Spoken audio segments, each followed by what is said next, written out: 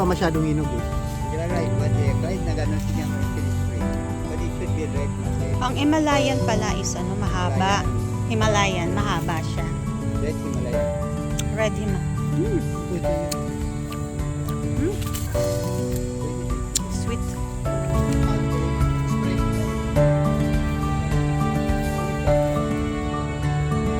Wala siyang kalaban na.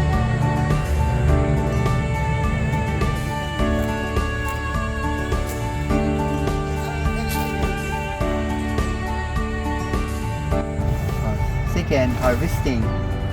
Kung may bisita ka, kapag aakyat sa puno, hirap yun. Gano'n din po yung sungkit-sungkit. Kasi very soft. Very squan siya. Very soft. The best is you hold it at this height.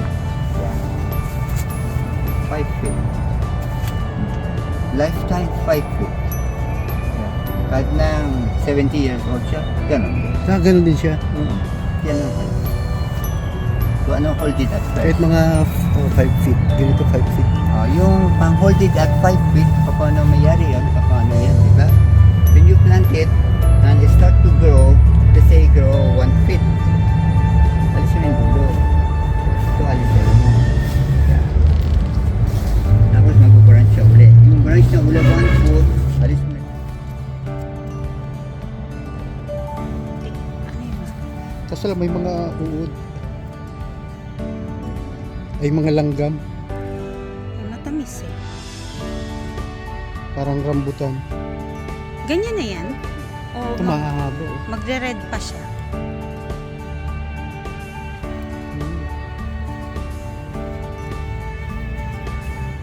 Sigma.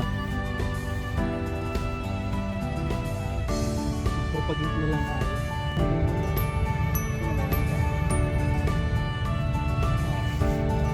Huwag na tayo.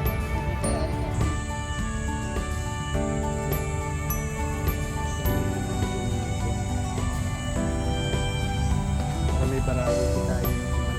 Ipin na lang po kayo. Ilan na mami?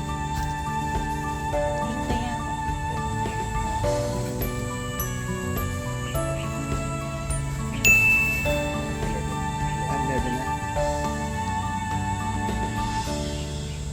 Ano, dagdagan pa natin.